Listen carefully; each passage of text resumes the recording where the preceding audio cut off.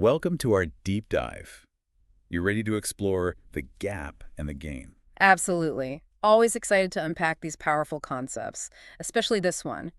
It's all about rewiring our thinking for success and happiness. And let's be honest, that balance can be tough. Yeah, especially for those of us wired to always push for more, always striving. Right. It's almost like we're programmed to focus on what's missing instead of celebrating what we've already accomplished. Exactly. And Sullivan and Hardy, they just nail this problem. They've worked with thousands of entrepreneurs, high achievers by nature, but so many struggle with feeling truly content. So why is that? What's the root cause of this always coming up short? They introduced this idea of the GP. Okay, the GP. It's basically the space between where you are now and that ideal state you're aiming for. I'm getting anxious just hearing that. I can see how constantly focusing on that gap could lead to some serious dissatisfaction. Right, and they have this great analogy. It's like chasing a horizon in the desert.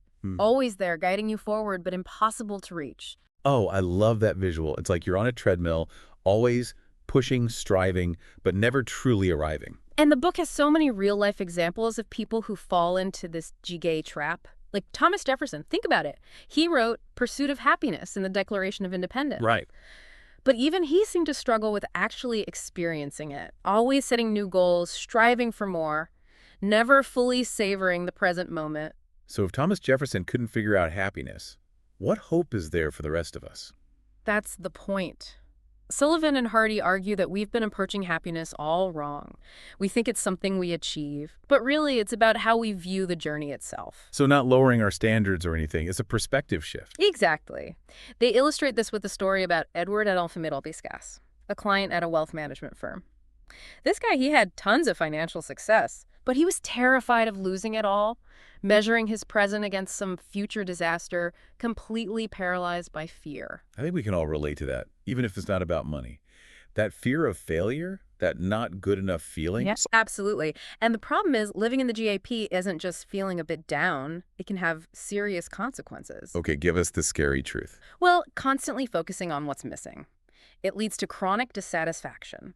We get so fixated on shortcomings that we forget to appreciate what we have accomplished. It's a vicious cycle. You achieve something, get a moment of satisfaction, and then bam, it's on to the next goal, the next thing to acquire. You're always chasing that moving target. And that ties into this concept called hedonic adaptation. Hedonic what now? Hedonic adaptation. It's the idea that we quickly adapt to positive experiences. New car smell fades, the promotion high five loses its luster. We're wired to seek novelty, always looking for the next dopamine hit. So we're on this treadmill, chasing the next high, but never truly content. Okay, I'm starting to see how detrimental this GAP mentality can be. So what's the alternative? How do we break free? That's where the gain comes in, and this is where things get interesting. Okay, I'm all ears. Spill the beans. What is this gain you're talking about? The gain, it's all about shifting that focus. Instead of what we lack, it's looking at what we've already accomplished. So instead of that horizon, we turn around. And look how far we've come. Exactly. Celebrating those wins, big or small. Acknowledging the progress, even if we haven't hit the final destination. So we're taking a victory lap for all those milestones. You got it. And the book's full of stories about people who've embraced this. And it's transformed their lives. Like Jill. She's a physical therapist, works with kids with severe disabilities. Oh, wow. That must be incredibly challenging. It is. But she could easily get stuck in the GCAP focusing on what these kids can't do yet. I bet. But Jill, she chooses to focus on the gain. Every tiny victory is celebrated. A child's first steps, or finally grasping a toy. That's beautiful. Finding joy in those small moments of progress. It's a reminder we don't have to wait for the big achievements to be happy. Exactly. That's key to the gain mindset, finding those moments of joy and gratitude in the everyday wins, recognizing how far we've come. Instead of always looking at how far we still have to go. Right. It's not just thinking differently, it's feeling differently too. And the book gives some strategies for that. One of the most powerful is measuring backward. Measuring backwards.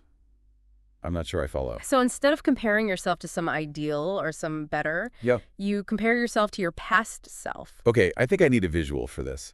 Yeah. So like instead of comparing myself to, say, my friend who just got a huge promotion, I should be comparing myself to where I was a year ago or 5 years ago. Exactly. It's like a timeline. Instead of fixating on that distant endpoint, you look back at all the milestones you've passed. It's about the distance you've covered, even if you're not at the ultimate destination yet. Can we try that timeline exercise? right now. Let's do it. Let's Yeah. go back 10 years. Where were you in life? What were your biggest challenges or goals? 10 years ago. Oh, gosh. Let's see. I was just finishing grad school, drowning in student loans, Student loans. working like 3 part-time jobs just to make ends meet. I was stressed, sleep deprived, not really sure about the future. And now, fast forward to today. What are some things you've achieved, learned, experienced in those 10 years? Well, I finally paid off those loans. Huge weight lifted, landed my dream job, traveled to places I always wanted to go, even started learning a new language. There you go. Look at those achievements. Those are significant gains. And they wouldn't be nearly as impressive if you were constantly comparing yourself to, some external ideal or someone else's version of success. You're right. I do tend to focus on what's next, what I haven't done yet, instead of acknowledging what I have done. That's the beauty of measuring backward. You appreciate your progress. You celebrate those wins, big and small. Thinking about all that, it makes me feel incredibly grateful. Like I'm finally allowing myself to acknowledge how far I've come. Exactly. And that brings us to another key strategy. Practicing gratitude, research shows, it actually helps combat the tendency to compare ourselves to others. And that's a major driver of GAP thinking. So instead of being jealous of, let's say, my friend who just bought a fancy new house, I should be grateful for my cozy little apartment. You got it. Appreciate what you have, not what you lack. And even toddlers get caught in the GAP trap. The authors tell this funny story about their daughter. Oh, yeah. The spoon toddler. So their daughter was playing with spoons with her twin, and she had a total meltdown because her sister took one of her spoons, even though she still had plenty left. Oh my gosh, sometimes I feel like I'm having the adult version of that spoon tantrum. Getting worked up over nothing while overlooking all the good stuff I have. We've all been there. It's a reminder that this GAP mentality, it can be so ingrained, but it's also something we can unlearn. And gratitude, that's a powerful antidote. So we're measuring backwards, practicing gratitude. What else can we do to really cultivate this gain mindset? The book also talks about transforming experiences. Mhm. It's a way to reframe those events that might be holding us back, keeping us stuck in the GAP. So instead of letting past failures define us, we choose to see them as learning experiences. Precisely. You're proactively choosing the meaning you give to your past, especially those challenging events that might be fueling your GAP thinking. It's like taking control of the narrative of our lives, Right. not letting our past dictate our present and future. And they share this incredible story of Richie Norton, this guy who faced a series of unimaginable tragedies, including the loss of his young son. Oh gosh, that's awful. I can't even imagine. Devastating. But instead of letting it break him, he transformed those experiences into something positive. He quit his job, started writing a book, and committed to living a life that honored his son's memory. He alchemized his pain into purpose. Wow. And transforming experiences isn't just about dealing with trauma or huge setbacks. It's about reframing our everyday experiences in a way that supports our growth. So if I'm stressed about a deadline at work, Yeah. instead of getting caught up in the anxiety, I can choose to see it as a chance to learn, to develop new skills. Exactly. Find that silver lining, that opportunity for growth in even the toughest situations. So measuring backward, practicing gratitude, transforming experiences, are we starting to sound like a self-help cliche? Maybe a little. But these are powerful tools for shifting from the GD to the gain. And the book gives really practical guidance for incorporating them into daily life. Speaking of practical guidance, I'm curious about their thoughts on evening routines. I've always loved the idea of using that time before bed to set yourself up for success the next day. Yeah, the book talks about that sweet spot hour before bed, that prime time for cultivating a gain mindset, getting ready for a productive, fulfilling day. Okay, so what should we actually be doing during that hour? Meditating, journaling, planning my day. Well, first things first, disconnect from devices, at least 30 minutes, ideally a full hour before bed. Oh, that makes sense. Yeah. All that blue light, it messes with our sleep. Yeah.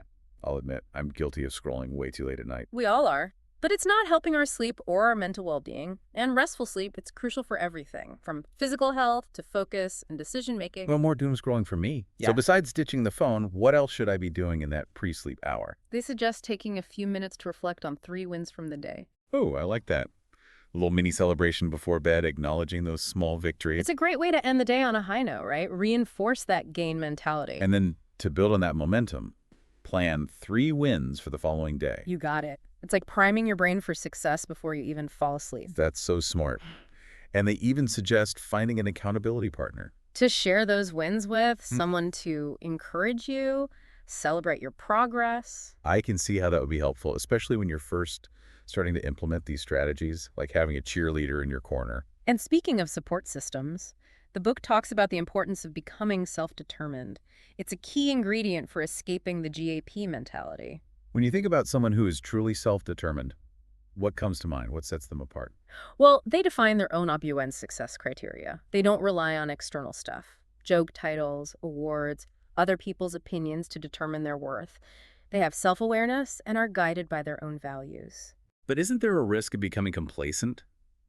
If we focus too much on past achievements, how do we keep that drive to grow, to strive for more? It's a balancing act for sure. It's not about resting on our laurels or becoming complacent. It's about understanding that true growth and fulfillment, they come from pursuing goals that are meaningful to you, not goals imposed by external pressures. So aligning our actions with our values, defining success on our own terms. Exactly. The book highlights how we're often conditioned from a young age to measure ourselves against these external benchmarks, whether it's grades, social media likes, our parents' expectations. Trying to sit into someone else's mold instead of making our own path. And that leads to GAP thinking. Because those external benchmarks, they're always changing. We'll never feel truly fulfilled chasing someone else's definition of success. So how do we break free from that? How do we become more self-determined? They suggest starting by getting clear on your personal values and priorities. What truly matters? What kind of life do you want to create? So doing some soul searching.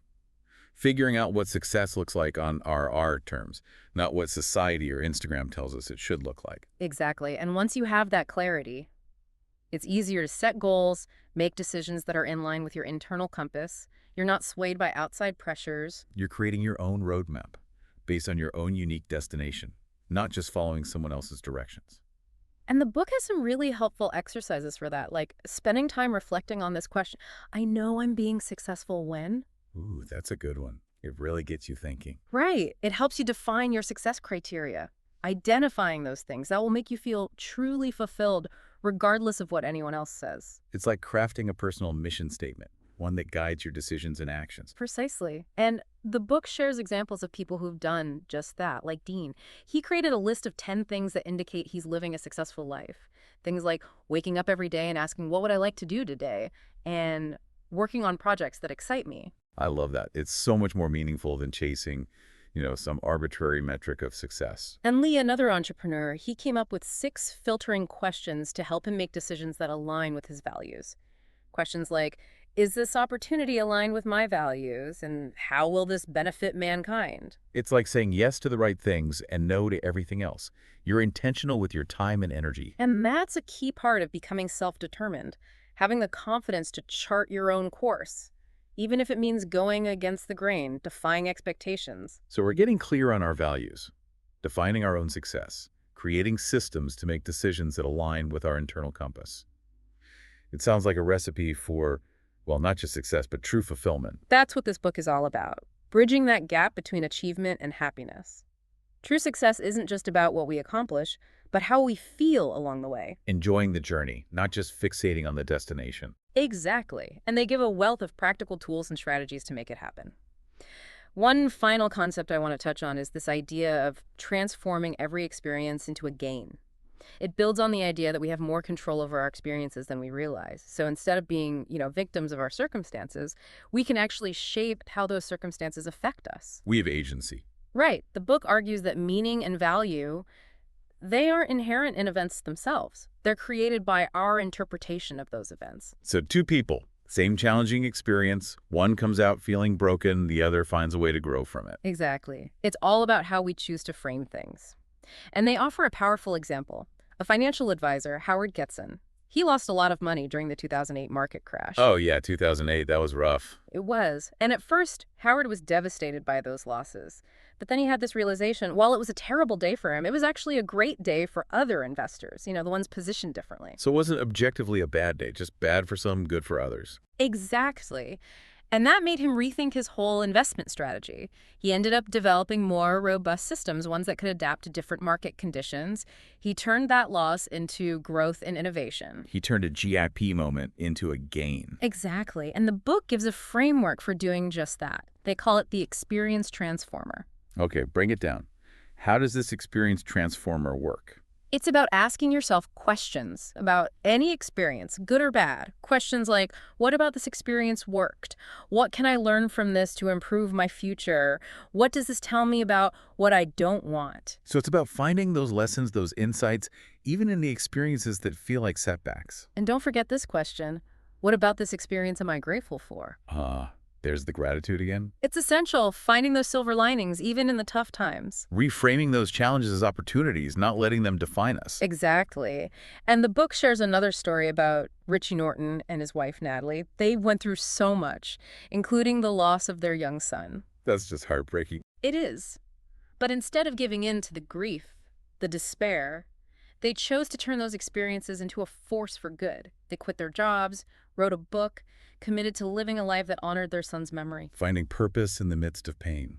It's incredible, right? Their story just shows how powerful it is to choose how we respond, even to the most difficult things. So it's not about ignoring those negative emotions. It's about channeling them into something positive. And this whole process of transforming experiences, it's not a one-time thing. It's ongoing. Revisit those past events. Keep extracting new meaning, new value from them. Our past is like a gold mine. Full of insights. And when we view those experiences through the lens of the gain, that's when we unlock that wisdom and resilience. This deep dive has been amazing. It's a total reframing of how we view success, happiness, even those inevitable challenges. And what's so powerful is that this gain mindset, it's available to everyone, no matter your past or your current situation. It's about making that choice.